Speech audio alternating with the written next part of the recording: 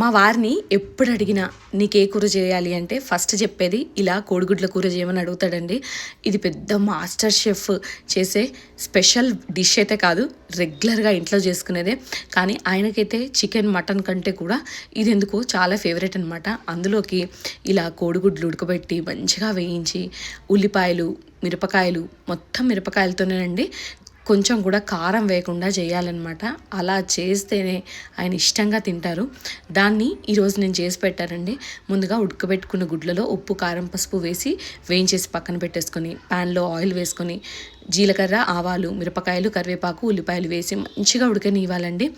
అన్ని ఉల్లిపాయలు మంచిగా ఉడికి వేగిన తర్వాత దాంట్లోకి కొద్దిగా అల్లం వెల్లుల్లి పేస్ట్ పసుపు అలాగే ఉప్పు వేసుకొని ఉల్లిపాయలంతా మంచిగా వేగిన తర్వాత గుడ్లు వేసి ఒక 5 నిమిషాలు మంచిగా మూత పెట్టి మగ్గనిచ్చి ధనియాల పొడికి కొత్తిమీర జల్లేసుకొని తినేయచ్చు. చాలా